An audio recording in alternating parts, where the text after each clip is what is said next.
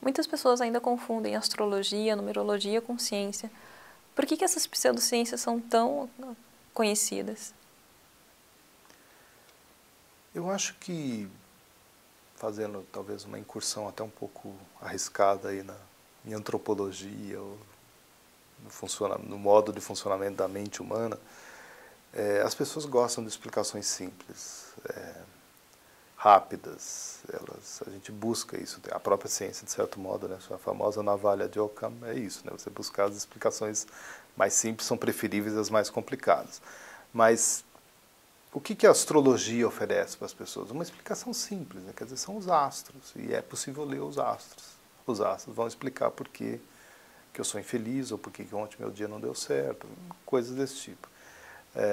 E como se trata de medir posições de astros, ele tem essa aparência matemática, exata e tal. O que as pessoas... E aí esse é o problema que a gente estava falando antes, né? Quer dizer, a incompreensão profunda, as pessoas acharem que existe uma influência plausível da posição dos astros sobre os destinos da vida humana, né? Quer dizer, é uma noção de causação errada, né? Porque essa causação não existe, não é identificável, você não consegue desenvolver um experimento para testar essa hipótese, né? Então, faz parte daquela resposta anterior que eu estava dando.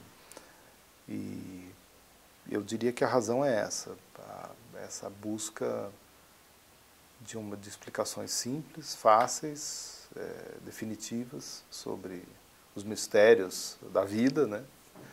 E combinada com essa incompreensão sobre o que de fato seja a ciência e com que a ciência trabalha. Mas dito isso, eu não acho que seja profundamente importante fazer campanha contra essas coisas.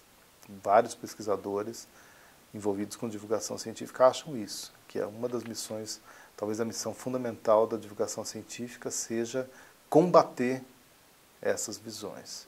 Eu acho até interessante que a gente combata, mas não necessariamente na forma de uma cruzada, porque eu acho que sempre vai existir crendice e por que não, entendeu? Qual é o grande problema? Eu acho que você educa as pessoas mostrando a ciência em ação. Se você mostra realmente o potencial explicativo da pesquisa científica e dos resultados obtidos pela pesquisa científica, é o melhor combate que você pode fazer à crendice e à superstição é esse. Você não precisa atacar diretamente a crendice e a superstição.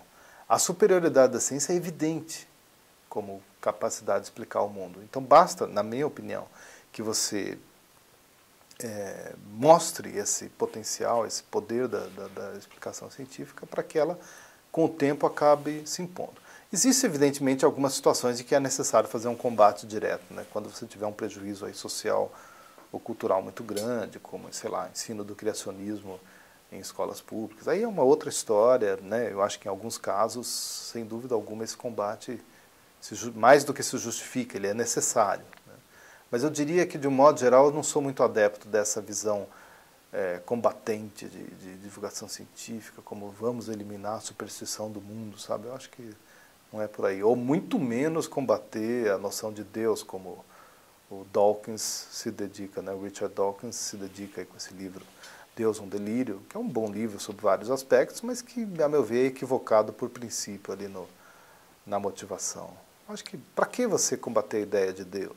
Sei lá, se o Francis Collins, que é diretor do Projeto Genoma, é um cristão fundamentalista e consegue ser um bom pesquisador a ponto de se tornar conselheiro do presidente Barack Obama, qual é o problema? Deixa que as pessoas que acreditem quem quiser. Eu sou favorável à tolerância sobre qualquer aspecto.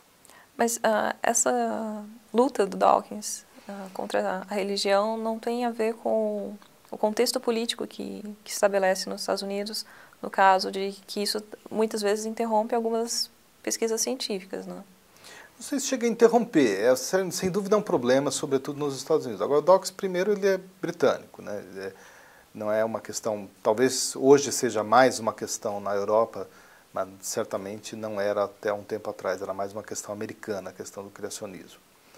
na Europa está se tornando por conta principalmente de fundamentalismo muçulmano, que também são criacionistas, e isso está penetrando como uma questão no meio educacional também na Europa hoje em dia. Mas eu não sei, eu tenho a impressão de que essa cruzada do Dawkins é um produto, sobretudo, para não colocar a coisa de uma maneira muito mecanicista, mas eu acho que tem muito a ver com a atmosfera de embate cultural e político com o fundamentalismo muçulmano depois de 2001, né, depois de setembro de 2001. Quer dizer, até então a religião não era um problema. Por que esse combate se tornou tão importante a partir daí? Eu acho que tem a ver muito mais com um combate de Ocidente contra o Oriente muçulmano, digamos assim, do que qualquer outra coisa. Mas isso é uma tese minha, não necessariamente, certamente o Dawkins vai discordar, ele vai dizer que ele está combatendo as religiões de um modo geral, a superstição de um modo geral, mas eu associo isso muito com um clima de combate à religião muçulmana que se instaurou depois de setembro de 2001, sob pretexto de combate ao terrorismo, que evidentemente é algo que precisa ser combatido, mas que acaba extravasando para um preconceito antirreligioso muito forte e, sobretudo, anti-muçulmano.